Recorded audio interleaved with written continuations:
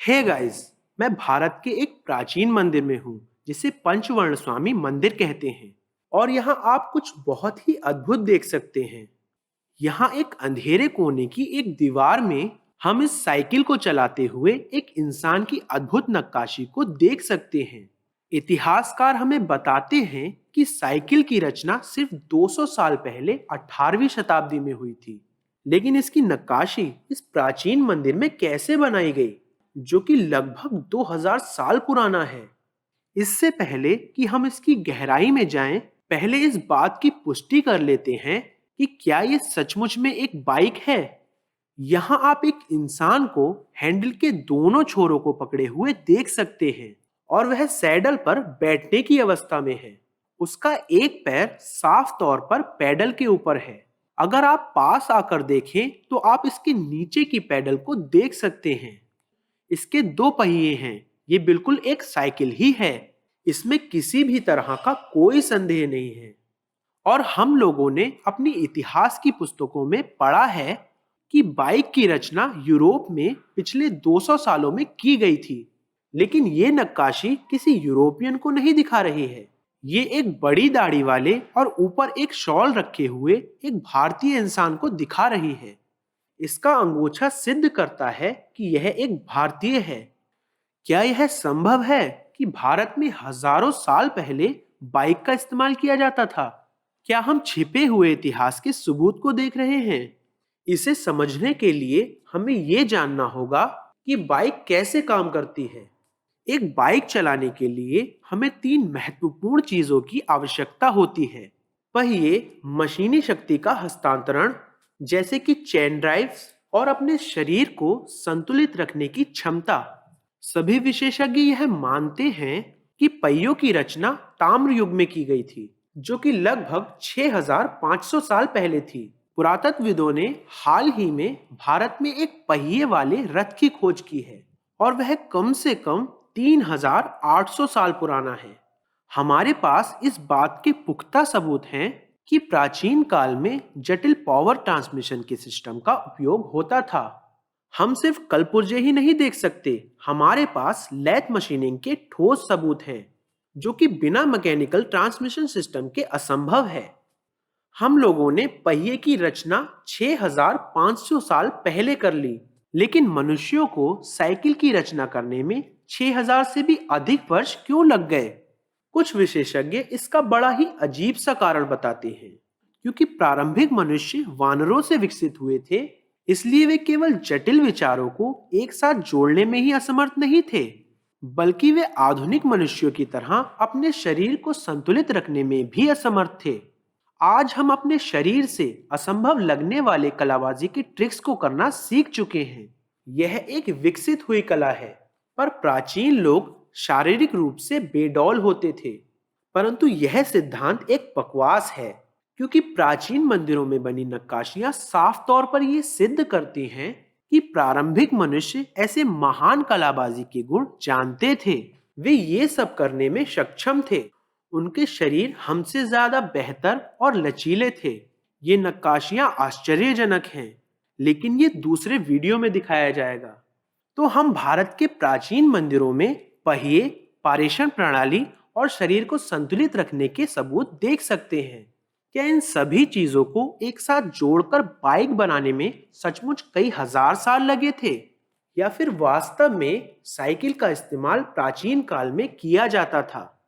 लेकिन मुख्य धारा के पुरातत्वविदों और इतिहासकारों का इस नक्काशी के बारे में क्या कहना है?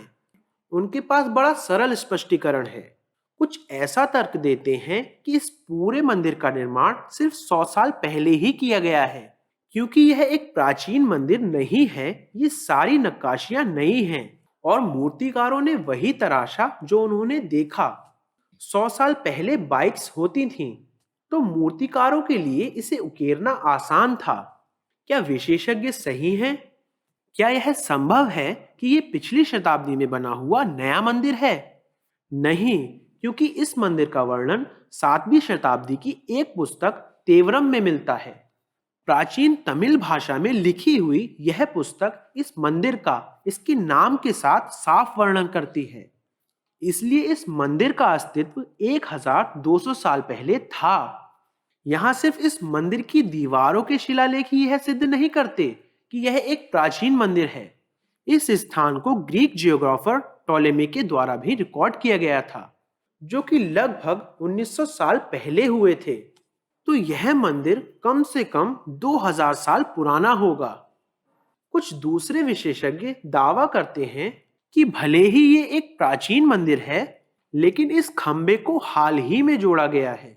लेकिन ध्यान से देखिए, यह कोई अकेला खड़ा खंबा नहीं है। अगर यह कोई यहाँ खड़े अकेले खंबे की तरह होता जिसे आप देख रहे हैं, तो हम वाद विवाद कर सकते थे कि इसे हाल ही में जोड़ा गया है, लेकिन साइकिल को दीवारों पर उकेरा गया है। यह एक खंबे की तरह दिखता है, लेकिन दरअसल यह एक बड़ी दीवार का एक हिस्सा है। इसका मतलब है कि इस पूरे पत्थर के ब्लॉक को हाल ही में जोड़ा गया है, जो कि लगभग नामुमकिन है। कुछ विशेषज्ञों ने यह भी दावा किया है कि असल में ये दीवार प्राचीन ही है और आधुनिक मूर्तिकारों ने महज इस दीवार पर बाइक की नक्काशी बना दी है। यह असंभव है, क्योंकि सारी मूर्तियां जिन सतहों पर बनी हैं, उससे थोड़े उभार वाले स्तर पर बनाई गई हैं। अगर ऐसी नक्काशी हाल ही में बनी थी, तो उन्हें इस नक्काशी को अलग दिखाने के लिए मौजूदा दीवार की पूरी सतह को एक सार करना पड़ता। अगर ऐसा किया गया था, तो यह एक बड़ा नवनिर्माण या नवीनीकरण का कार्य होता। लेकिन बहुत विस्तृत खोज करने के बाद भी मैंने पाया कि ऐसा कोई भी पुख्ता सबूत मौजूद नहीं है जो ये दिखा सके कि इस मंदिर में किसी बड़े स्तर का जीर्णोद्धार या परिवर्तन किया गया था। जबकि मैं इस मंदिर और इसकी मूर्तियों के सबूतों को 2000 साल पीछे तक ढूंढने में सक्षम हूं, मैं पिछली 2 शताब्दियों में हुए किसी भी जीर्णोद्धार के एक भी रिकॉर्ड को नहीं ढूंढ पाया हूं। तो ये सारे सिद्धांत जो ये कहते हैं कि यह एक हाल ही में की गई नक्काशी है, पूरी तरह से निराधार है। लेकिन पुरातत्वविद और विशेषज्ञ ऐसे आधारहीन सिद्धांत क्यों दे रहे हैं? उनके तथ्य काफी सरल हैं, क्योंकि यह एक साइकिल है और साइकिल की रचना सिर्फ 200 साल पहले हुई थी, इसलिए ये जरूर हाल ही में की गई नक्काशी है। अगर उन्होंने उन्नत प्राचीन तकनीक होने की संभावना भी व्यक्त की, तो मुख्य धारा के विशेषज्ञ तुरंत उन्हें छद्म वैज्ञानिक होने का लेबल दे देंगे और उन्हें उनके काम से निकाल दिया जाएगा। लेकिन प्राचीन भारतीय मंदिर इन उन्नत तकनीक के सबूतों से भरे पड़े हैं। याद कीजिए, मैंने आपको पहले ही 900 साल पुराने होयसलेश्वरा मंदिर में एक दूरबीन की नक्काशी दिखाई थी। हमने कई शताब्दियों पहले तैरने वाले पत्थर जैसे उन्नत तकनीक का इस्तेमाल होते हुए देखा है। हमने प्राचीन काल में यंत्रों के पुख्ता सबूत देखे हैं। तो मेरा एक साधारण सा सवाल है, क्या यह संभव है कि प्राचीन काल में साइकिल का इस्तेमाल होता था, या फिर ये बस एक विस्तार से दिया गया झांसा है?